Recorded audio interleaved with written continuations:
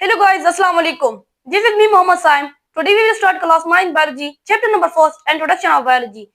Introduction of biology यानी biology का तारुफ, बायोलॉजी की पहचान, बायोलॉजी किसे कहते हैं, बायोलॉजी में हम क्या क्या चीज पढ़ेंगे। बायोलॉजी साइंस का एक ब्रांच है। लिहाजा बायोलॉजी से पहले हमें साइंस जानने की जरूरत है। तो चलो साइंस स्टार्ट करते हैं। Science science is derived from Latin word scientia which means to know. ये साइंस का जो वर्ड है ये एक लैटिन वर्ड साइंसिया से निकला है जिसका मानी है टू नो, जानना, इल्म हासिल करना। अब साइंस की डेफिनेशन है, the definition of science the study of natural world through observation and experiments. Natural world यानी इस कायनात के बारे में इल्म हासिल करना, इस कायनात के बारे में स्टडी करना, इस कायनात पर गौर और फिक्र करना। अल्लाह ताला खुद भी फरमाता है कि मैंने ये कायनात पैदा किया है, आप इस पर गौर और फिक्र करो। लिहाजा इस कायनात के बारे में स्टडी करना, इस कायनात के बारे में इस इल्म हासिल करना और इस कायनात पर गौर और फिक्र करना और कायनात की किसी भी चीज पर एक्सपेरिमेंट करना, उसके बाद ऑब्जर्वेशन करके इल्म हासिल करना साइंस कहलाता है। बिफोर 18th सेंचुरी ईडी, यहाँ पर एक पॉइंट है कि ईडी किसे कहते हैं। AD, A for after, D for death, after the death of ईसा अलैहि सलाम। यानी बिफोर 18th सेंचुरी साइंस और कॉल्ड नेचुरल फिलोसफी। 18वीं सदी से पहले साइंस को नेचुरल फिलोसफी भी कहा जाता था। नेचुरल फिलोसफी यानी स्टडी अबाउट नेचर, नेचर के बारे में इल्म हासिल करना।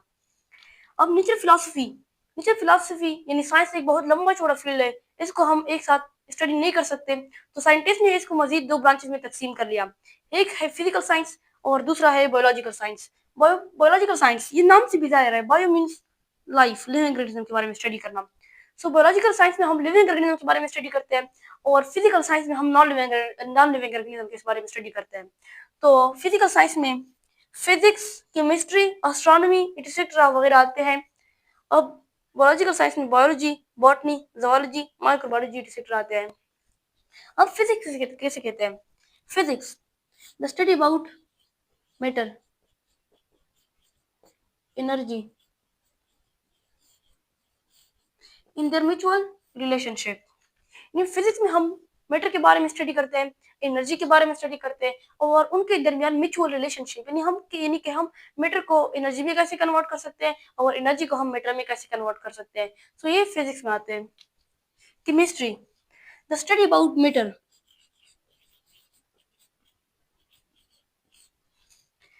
chemistry the study about matter, its properties, its composition, its structure and chemical reaction। यानी केमिस्ट्री में हम मैटर के बारे में स्टडी करते हैं, मैटर के कंपोजिशन के बारे में स्टडी करते हैं, मैटर के स्ट्रक्चर के बारे में स्टडी करते हैं और उन तमाम केमिकल रिएक्शन के बारे में स्टडी करते हैं। Astronomy the study about space, the study about space यानी स्पेस के बारे में इल्म हासिल करना। फॉर एग्जांपल स्पेस में सन भी आता है, स्टार्स भी आते हैं, गैलेक्सीज वगैरह, ये सारे एस्ट्रोनॉमी में आते हैं। अब है बायोलॉजिकल साइंस। बायोलॉजिकल साइंस में बायोलॉजी, बॉटनी, ज़ूलॉजी, माइक्रोबायोलॉजी। अब है biology the study about life, life के बारे में स्टडी करना, लिविंग ऑर्गेनिज्म के बारे में इल्म हासिल करना। Botany the study about plant, plant के बारे में इल्म हासिल करना, प्लांट के बारे में स्टडी करना। अब प्लांट की हिस्टोलॉजी के बारे में स्टडी करना, प्लांट की मॉर्फोलॉजी के बारे में स्टडी करना, प्लांट की फिजियोलॉजी के बारे में स्टडी करना, प्लांट की हिस्टोलॉजी के बारे में स्टडी करना। ये तमाम एटसेट्रा, ये तमाम प्लांट्स में आते हैं, ये तमाम बॉटनी में आते हैं। Zoology study about animal, zoology में हम एनिमल के बारे में स्टडी करते हैं। अब एनिमल की हिस्टोलॉजी के बारे में स्टडी करना, एनिमल की एनाटॉमी के बारे में स्टडी करना, एनिमल की जेनेटिक्स के बारे में स्टडी करना, एनिमल की फिजियोलॉजी के बारे में स्टडी करना, एटसेट्रा ये सब ज़ूलॉजी में आते हैं। Microbiology micro means small, biology means living organism के बारे में स्टडी करना।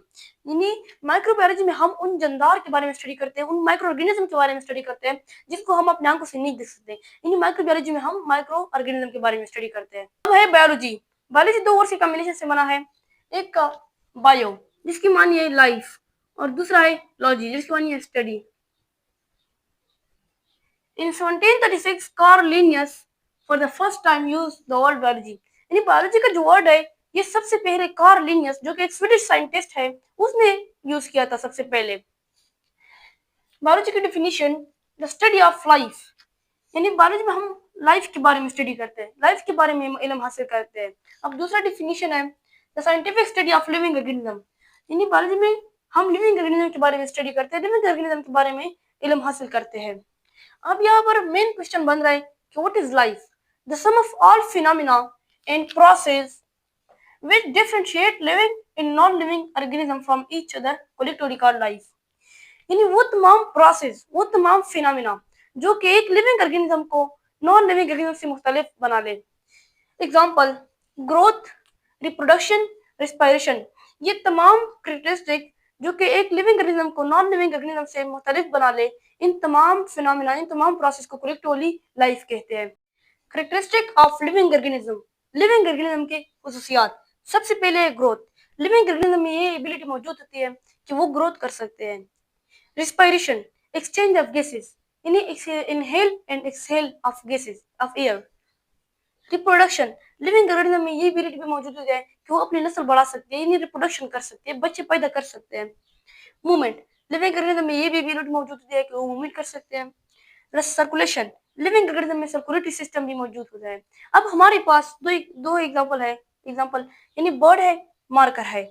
अब बर्ड्स के अंदर ग्रोथ की एबिलिटी मौजूद होती है, रेस्पिरेशन की एबिलिटी मौजूद होती है, रिप्रोडक्शन की एबिलिटी मौजूद होती है, मूवमेंट की एबिलिटी मौजूद होती है, सर्कुलेशन की एबिलिटी भी मौजूद होती है। अब मार्कर में अगर हम देखें तो ऐसी कोई एबिलिटी भी मार्कर में मौजूद नहीं होती। सो इस वजह से बर्ड जो है वो एक लिविंग ऑर्गेनिज्म है और मार्कर जो है वो एक नॉन लिविंग ऑर्गेनिज्म है।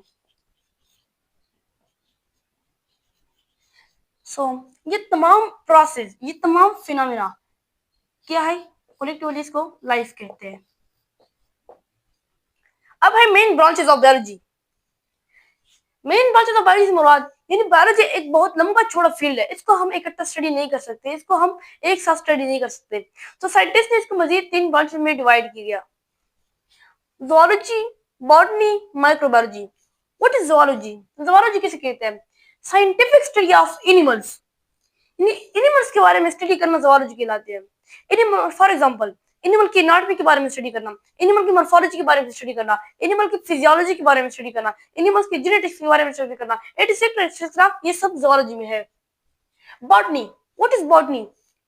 साइंटिफिक स्टडी ऑफ प्लांट्स, इन्हें प्लांट्स के बारे में स्टडी करना, प्लांट्स के बारे में इल्म हासिल करना। फॉर एग्जांपल प्लांट्स के मॉर्फोलॉजी के बारे में इल्म हासिल करना, प्लांट्स के एनाटॉमी के बारे में स्टडी करना, प्लांट्स के फिजियोलॉजी के बारे में स्टडी करना, एटसेट्रा एटसेट्रा, ये सब बॉटनी में आते हैं।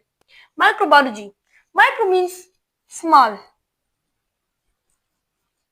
Biology means study of living organism, study of living organism, यानी माइक्रोबायोलॉजी में हम उन तमाम लिविंग ऑर्गेनिज्म के बारे में स्टडी करते हैं जिसको हम अपने आंख के जरिए नहीं देख सकते, जिसको देखने के लिए हमें माइक्रोस्कोप की जरूरत पड़ेगी। तो उन तमाम जानदारों की स्टडी हम माइक्रोबायोलॉजी में करते हैं। अब है father of zoology is Aristotle, यानी फादर ऑफ ज़ूलॉजी का टाइटल जो है ये अरिस्टोटल को मिला है, यानी अरस्तु को मिला है।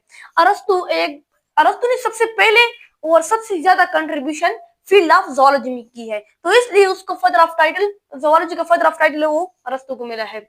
Father of botany is Theophrastus, यानी फादर ऑफ बॉटनी का जो टाइटल है वो थियोफ्रेस्टस को मिला है, क्योंकि थियोफ्रेस्टस ने सबसे पहले और सबसे ज्यादा कंट्रीब्यूशन फील्ड ऑफ बॉटनी में की है। Father of microbiology is Anton van लेeuwenhoek, एंटन वैन लेeuwenhoek, यानी फादर ऑफ माइक्रोबायोलॉजी का जो टाइटल है ये एंटन वैन लेeuwenhoek को मिला है, क्योंकि एंटन वैन लेeuwenhoek ने सबसे पहले और सबसे ज्यादा कंट्रीब्यूशन फील्ड ऑफ माइक्रोबायोलॉजी में की है।